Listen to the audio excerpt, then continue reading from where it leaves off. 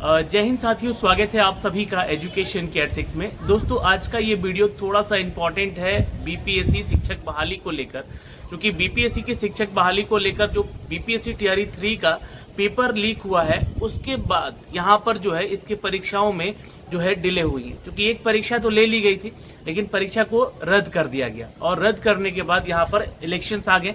और जैसे ही इलेक्शंस आए, इलेक्शन आने के बाद जो है सारा का सारा जो है यहाँ पर शेड्यूल जो है अब जांच के घेरे में है। जैसे ही जांच का घेरा यहाँ पर खत्म होगा तो डेट दिया जाएगा, ऑफिशियल तौर पे भी बीपीएससी को दिया जाएगा। अब यहाँ पे वो तो चीजें हैं, लेकिन बहुत सारे छात्र जो लगातार फोन कॉल कर रहे हैं कि सर एग्जाम सच में होगा, हम लोगों को टिकट भी करने होंगे उस हिसाब से, तो आप बिल्कुल बेहिचक अपना टिकट कर लीजिएगा। 1 जून के बाद भी आपका टिकट हो जाएगा। क्योंकि क्या है कि यहाँ पर बिहार में ही खुद अंतिम चरण में जो चुनाव है वो 1 जून को है, और 4 जून को जैसा कि पता है कि आप लोगों को लोकसभा का जो है रिजल्ट आ जाएगा, और उसके बाद बिहार की जितनी भी बहाली की प्रक्रिया है वो अपना रफ्तार पकड़ लेगी। जैसे कि आज मैंने आपको 2 अपडेट भी दिए हैं, जाके चैनल पे देखिएगा। लेखपाल का भी वैकेंसीज आया हुआ था, उसका अभी फॉर्म भरने का लिंक एक्टिवेट कर दिया गया है।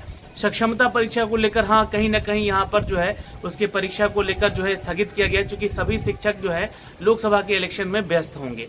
और अब यहाँ पर सवाल उठता है कि क्या 10 से 12 जून का जो डेट दिया गया है बीपीएससी टियरी 3 का, वो कहाँ तक जो है फैक्ट है और कहाँ तक जो है उस डेट में एग्जाम होने की संभावना है, कितना प्रतिशत, ताकि छात्र के अंदर जो है ये उत्सुकता बनी हुई है कि एग्जाम होगा कि नहीं होगा। तो देखिए, मैं सारी चीजें क्लियर कर दूंगा। और एक तो अभी आपका अपडेट चल रहा है, जो कि आप अभी यहाँ पे तस्वीरों में देखेंगे भी, कि ईओयू की टीम जो है जांच कर रही है।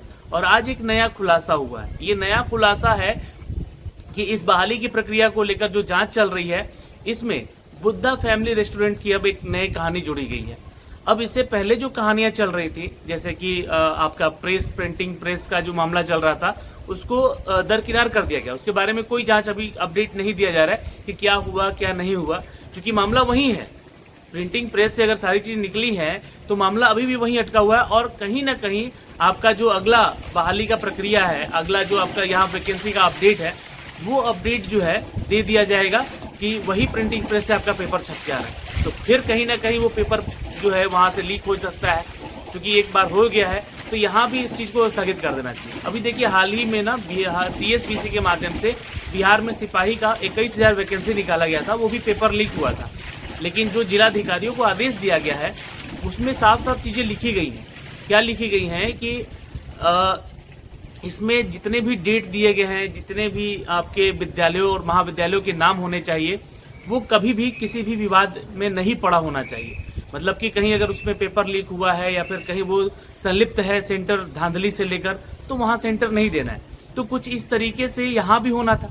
लेकिन फिर से अगर वही प्रिंटिंग प्रेस वाले अगर पेपर छापेंगे, तो फिर कहीं ना कहीं जो है पेपर लीक होने की संभावनाएं बढ़ जाती हैं।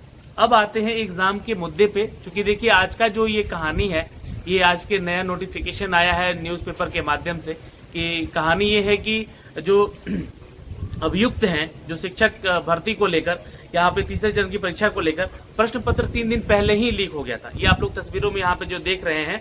और ये यूयू का एक और बड़ा खुलासा है, जहाँ पे प्रश्न पत्र को लेकर पटना ने नवादा से जाने से दौरान एक जो है रेस्टोरेंट में रोका, यहाँ पर पेटी खोलकर यहाँ पर स्कैन किया, और स्कैन करने के बाद यहाँ पर पेपर लीक कर दिया गया। तो अब देखिए, ये नई कहानी है। मतलब कि इस दौरान जो है प्रश्न पत्र को पटना से नवादा ले जाया जा रहा था, उसी दौरान ये पेपर लीक हुआ। अच्छा चलिए, पटना से नवादा जा रहे थे, तो उस बीच में वो छात्र झारखंड क्या करने गए थे, जो 266 जो लड़के हजारीबाग में पकड़े गए थे, वो वहां क्या कर रहे थे।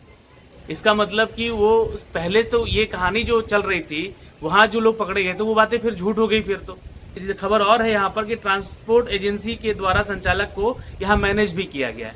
तो जो भी बस मतलब जो पेपर लेके जा रही थी, वो कहा जा रहा है कि शिक्षक नियुक्ति में फेज 3 में यहाँ पर पहले से जो जानकारी मिली थी, इसमें प्रश्न पत्र ट्रांसपोर्ट DTC कुरियर कंपनी के द्वारा मैनेज किया गया, और कुरियर कंपनी को प्राइवेट व्यक्ति श्रीनिवास चौधरी द्वारा गाड़ियां उपलब्ध कराई गई, जिसके बाद इन्होंने logistic private limited courier company में मुंशी के काम करने वाले राहुल पासवान को यहाँ पर मुनाफे का लालच देकर श्रीनिवास चौधरी को मैनेज किया। एक DTDC का भी न्यूज आया कि यहाँ पर जो है नवादा से प्रश्न पत्र जो है पटना ले जाया जा रहा था। उसी बीच दौरान जो है आपका रेस्टोरेंट में रोका गया और यहाँ पर पेपर को स्कैन किया गया और फिर पेपर लीक किया गया। इसका मतलब कि जो झारखंड वाला न्यूज़ था वो गलत है, यानी कि क्वेश्चन तो एक तो प्रिंटिंग प्रेस से निकला ही था, वहाँ पहुँचा ही था, चीज़ें वहाँ गई ही थी। फिर एक और ये अलग मामला है, क्योंकि ये चीज़ें हैं पेपर लीक वाला, तो पेपर लीक यहाँ से हुआ, लेकिन उन लोगों का सेटिंग हो रहा था, सही तरीके से हो रहा था, उन लोग नहीं पकड़े जाते। अगर ये पेपर लीक नहीं होता, हल्ला नहीं होता, तो वो लोग भी नहीं पकड़े जाते। तो ऐसी स्थिति में जो है दोनों ही जगह अगर देखा जाए तो ये मामला है अटका हुआ। इस चीज़ को लेकर देखिए ये सारे न्यूज़ है, आप लोग भी पढ़ सकते हैं इस चीज़ को। और मेरा यही कहना है कि अब और सिर्फ लीपापोती हो रही है, जिसके ऊपर मैंने एक वीडियो भी आपको बना के अपडेट किया था कि इसमें अब सिर्फ और सिर्फ लीपापोती चल रही है। एग्जाम हो जाए, अच्छे से हो जाए, अब यही चाहते हैं, लेकिन साफ सुथरा बिना भ्रष्टाचार संलिप्त हुए ये परीक्षा कैसे होगी, इसकी क्या गारंटी है? क्योंकि ये परीक्षा अगर हुई है, इसमें तरह तरह के जो कहानियां पता चल रही है, तरह तरह के जो बातें निकल कर आ रही हैं कि 3 दिन पहले ही पेपर लीक हो गया, फिर उसके बाद बोल रहे हैं कि झारखंड में भी लोगों के पास पेपर वहाँ पे था, तभी तो वो क्वेश्चन के आंसर रटवाने के लिए झारखंड ले गए थे लोग। वैसी स्थिति में बहुत सारी चीज़ें जो हैं यहाँ पे निकल कर आ रही। अब सेट की बात है, लेकिन आशा करते हैं कि ये पेपर लीक ना हो आगे चलकर, और सरकार से, आयोग से विनती करते हैं कि इसके ऊपर कड़ी से कड़ी कार्रवाई करके जो है इस एग्जाम को लिया जाए। अब दूसरी चीज़ कि यहाँ पर अगर उस स्थिति में सरकार चाहती है कि कड़ी से कड़ी कार्रवाई करके एग्जाम लिया जाए, तो मैं आपको बता दूं कि जो डेट है आपका मेंशन किया गया 10 से 12 जून, इस स्थिति में आपका एग्जाम होना संभवतः नहीं लग रहा है, क्योंकि ये तो फिर डेट वही दे दिया गया और इलेक्शन खत्म होगा, तुरंत आप लोग का सेंटर अवेलेबल करा दिया जाएगा और फिर आपकी जो है यहाँ पे परीक्षा ले ली जाएगी। हो सकता है कि इसमें भी पेपर लीक हो जाए, हो सकता है कि यहाँ भी धांधली हो जाए, तो ये परीक्षाएं फिर लटकी रहेंगी। तो आयोग से और सरकार से, दोनों से ही इस वीडियो के माध्यम से विनती है कि इसका तरीके से करवाया जाए। दूसरी चीज़ कि आपको अपना डेट मान के चलना पड़ेगा कि 10 से 12 जून के डेट में ही आपको तैयारी करके चलनी होगी, इसलिए इस चीज़ को लेकर डरना भी नहीं है और अपनी तैयारी उसी डेट में करते चलना है। तीसरी चीज़ कि ये एग्ज़ाम अगर इस डेट में होता भी है, इसी डेट में अगर एग्ज़ाम लिया जाता है, तब तो यहाँ पे कहीं ना कहीं कुछ ना कुछ तो गड़बड़ फिर हो सकती है, लेकिन मेरे ख्याल से, मेरे अनुसार यहाँ पर जो है ये डेट अभी एक्सटेंड हो सकते हैं, जो कि जून से जुलाई भी जा सकती है।